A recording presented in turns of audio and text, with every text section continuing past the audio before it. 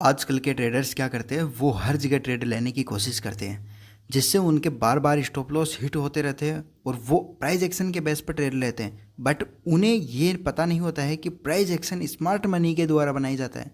अगर प्राइस का सेंटिमेंट समझ लें तो ट्रेडिंग और आसान हो जाती है। Hello traders, this is Vikas.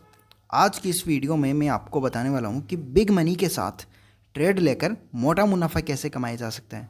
So let's start. अब फर्स्ट इस चार्ट को देखने की कोशिश करते हैं और मैं सारे पॉइंट टू पॉइंट बताने वाला हूँ कि किस तरीके से ट्रेड करना चाहिए। कि जैसे ये प्राइस ऊपर अब जा रही है, ट्रेंड क्या है इसका, अप है, तो इस जगह क्या करेंगे, इस वाले ट्रेंड लाइन का यहाँ पर रेजिस्टेंस का ब्रेकआउट हो गया, इस जगह ट्रेड लेने की कोशिश करेंगे रिटेलर्स। बाद में ये ट्रेंड लाइन ब्रेकआउट हुई, यहाँ पर ट्रेड लेने की कोशिश करेंगे और इस जगह का ट्रेंड लाइन का ब्रेकआउट दिया, इस जगह भी ट्रेड लेने की कोशिश करेंगे। बल्कि इसी जगह आप देख सकते हो डायरेक्ट यहीं से प्राइस नीचे आई है। तो इसके पीछे का रीज़न क्या है वो देखने की कोशिश करते हैं, क्यों इस जगह ट्रैप होते हैं बार बार। हम इसे 1 आवर के टाइम फ्रेम पर लेकर चलते हैं। अब मैं आपको ये चीज़ बताना चाहता हूँ कि जैसे कि हम क्या करते हैं, रिटेलर्स ट्रेडर अधिकतर लोअर टाइम फ्रेम पर ट्रेड करने की कोशिश करते हैं, जो कि एक ट्रैपिंग होता है। हमें सबसे पहले क्या करना है, एक टाइम फ्रैक्टल ज़रूरी होता है इसे रीड करना। क्योंकि पहले चार्ट को हाई टाइम फ्रेम पर देखो, 1 आवर, 4 आवर या फिर डे पर, और स्विंग ट्रेडिंग कर रहे हो तो वीकली पर देखो। फिर बाद में इंट्राडे करना हो तो 5 मिनट 15 मिनट के टाइम फ्रेम पर हमें ट्रेड लेना है। लोअर टाइम फ्रेम हमेशा एग्जैक्ट एंट्री लेने के लिए है, बल्कि हाई टाइम फ्रेम क्या करता है, हमें जानकारी देता है कि मार्केट किस साइड जा रहा है, उस साइड में हमारा प्रॉफिट मैक्सिमम होगा। तो हाई टाइम फ्रेम करने के बाद में यहाँ पर कैंडल किस तरीके से फॉर्म हो रही है। अब इस जगह वो रेजिस्टेंस था, रेजिस्टेंस को देखिए यहाँ पर ब्रेकआउट करने के बाद में एक बड़ी सी विक कैंडल बनाई। और ये विक कैंडल इसलिए बनी है क्योंकि यहाँ पर लिक्विडिटी ली है। लिक्विडिटी लेने के बाद मार्केट वापस यहीं से नीचे आ गया है, क्योंकि उनकी स्टॉप लॉस हिट करके वापस उन्हें जस्ट नीचे आना है, नीचे प्राइस आ गई। सेकेंड बार में इसी जगह वाले रेजिस्टेंस पर या तो ये या फिर इसके ऊपर वाले, ये एक बड़ी सी विक बना दी, मार्केट नीचे आ गया। फिर बाद में इस जगह पर देखिए, ये एक जो सपोर्ट था, इस सपोर्ट के ब्रेकआउट देने के बाद में भी प्राइस ने यहाँ पर सभी के स्टॉप लॉस हिट करवाई। फिर बाद में अपनी उसी डायरेक्शन में जा रहा मार्केट। तो क्या हुआ कि यहाँ पे कॉल और बायर्स और सेलर दोनों के स्टॉप लॉस हिट करवा दिए ऑपरेटर्स ने, और मार्केट अभी कंटिन्यू है, ऊपर जाने की ट्राई कर रहा है। अब ये जो अपना मेन रेजिस्टेंस था उसके ऊपर यहाँ पर बॉडी क्लोज हो गई, मतलब कि यहाँ पर ऊपर जाने के चांसेस ज़्यादा है।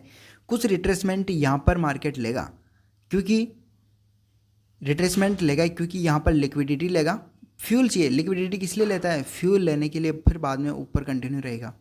एक और क्लियर कर देना चाहता हूँ, क्योंकि जब भी मार्केट जिस डायरेक्शन में हो, अब जैसे यहाँ पर अप ट्रेंड मार्केट है, तो अप ट्रेंड मार्केट में दोनों ओर ये लिक्विडिटी वाली विक बने, तो उसका मतलब क्या होता है, इसका मतलब ये होता है कि यहाँ पर मार्केट दोनों साइड के ट्रेडर्स को स्टॉप लॉस हिट करेगा। हिट करने के बाद में जिस डायरेक्शन में मार्केट है उसी डायरेक्शन में मार्केट रहेगा। इसके और भी एग्जांपल हम देख लेते हैं। इस जगह पर देखिए सर, यहाँ पर ये अप ट्रेंड मार्केट था। अप ट्रेंड मार्केट में दोनों जगह पर स्टॉप लॉस हिट करने के बाद में, मतलब लिक्विडिटी ले ली, लिक्विडिटी लेने के बाद में वापस मार्केट अब कंटिन्यू रहा। इस जगह पर भी यही सिचुएशन दिखाई दे रही है, और इसी जगह पर आप ये सिचुएशन देख सकते हो।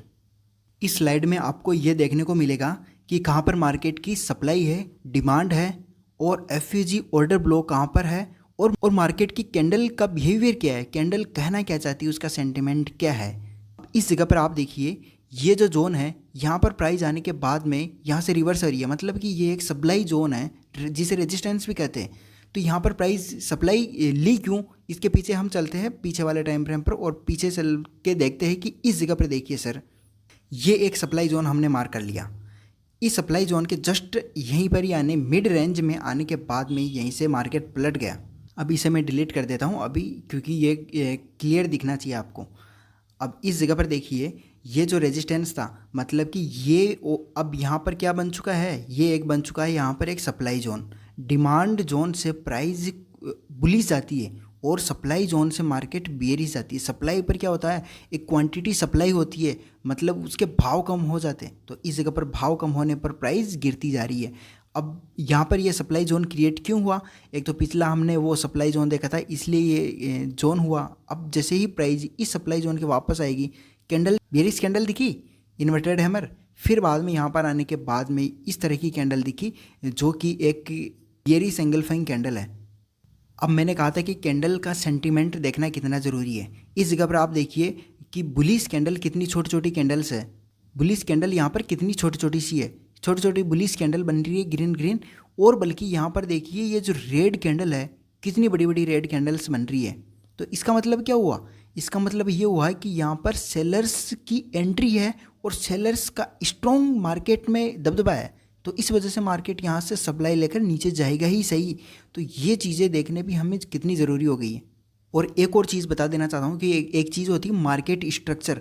मार्केट स्ट्रक्चर में क्या होता है, जैसे ये डाउनफॉल आ रहा है, अब डाउनफॉल आएगा ही सही। जैसे तो ये लोअर लो बन गया, लोअर हाई, लोअर लो, फिर बाद में जब ये इस जगह पर जाएगा तो मतलब कि ये क्या था, एक लोअर हाई था, लोअर हाई पर सप्लाई कितनी बढ़ जाएगी, देखिए बड़ी बड़ी कैंडल्स बनी है।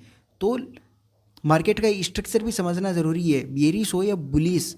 और मार्केट स्ट्रक्चर पर मैंने वीडियो बनाई है, आप उसे भी देख सकते हो। अगर ये वीडियो आपको पसंद आ रही हो तो वीडियो को लाइक ज़रूर करना और एक प्यारा सा कमेंट आप ज़रूर कर देना, चैनल को सब्सक्राइब भी कर ही देना दोस्तों।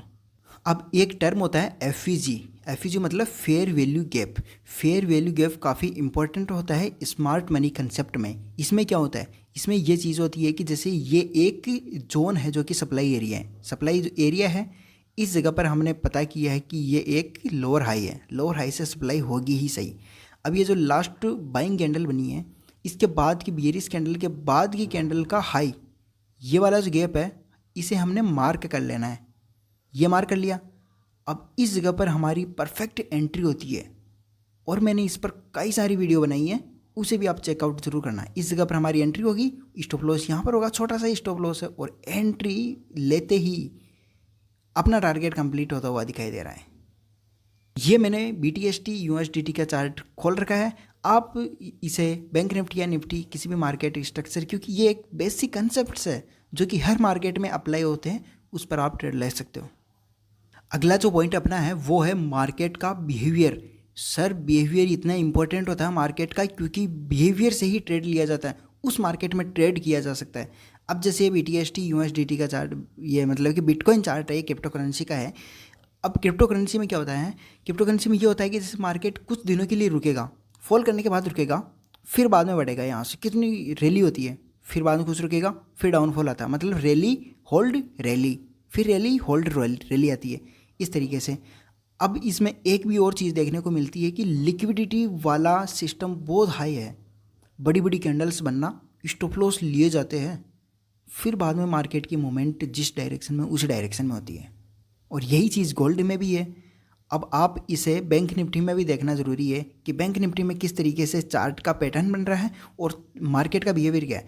अब ये तो फॉरेक्स है जो 24 आवर्स खुला हुआ रहता है, और जो अपना बैंक निफ्टी और निफ्टी इंडियन मार्केट है वो 24 आवर खुला नहीं रहता है, उसका लिमिटेड टाइम होता है, उसके अकॉर्डिंग वो मूव करता है। तो मार्केट का बिहेवियर भी समझना ज़रूरी है।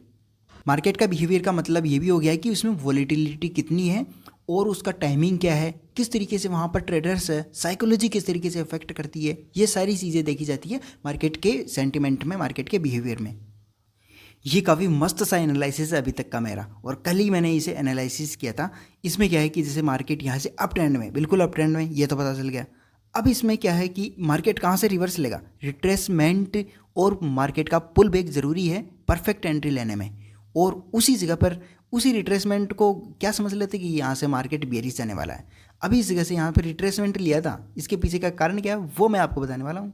इसमें क्या हुआ है कि सर यहाँ पर मार्केट अप था, इस जगह पर एक पुल बैक लिया, हल्का सा मार्केट ऊपर बढ़ा, इस जगह पर देखिए एक इनसाइडर कैंडल बन रही है ब्लैक सी, मतलब कि बेयरिश कैंडल। इनसाइडर कैंडल क्या होती है, इनसाइडर कैंडल वो होती है जहाँ से साजिश रची जाती है मार्केट का या तो ऊपर ले जाना है या फिर नीचे ले जाना है बिग मनी के द्वारा। अधिकतर प्रो ट्रेडर की फेवरेट होती है इनसाइडर, जो कैंडल होती है इनसाइड कैंडल होती है वो। अब इस वाले जोन को हमें मार्क कर लेना है, इस वाले जो इनसाइडर कैंडल है इस जोन को हमें मार्क कर लेना है, ठीक है सर।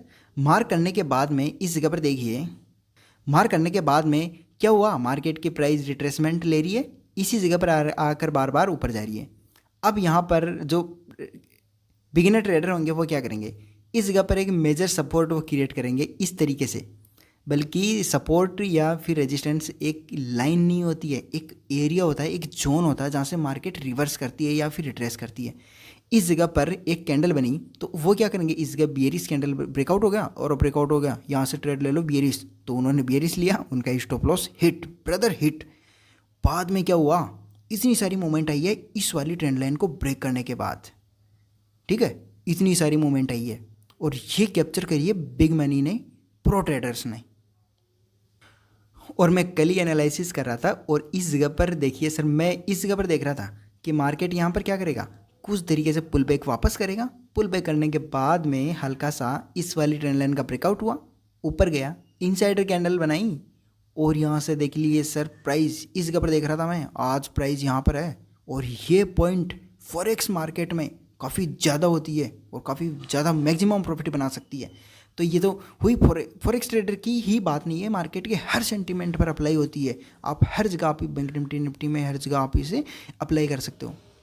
वीडियो अच्छी लगी हो तो वीडियो को लाइक ज़रूर कर देना, चैनल को सब्सक्राइब जरूर कर देना, अच्छा सा प्यारा सा थैंक यू कमेंट सेक्शन में ज़रूर लिख देना। चलो थैंक्स।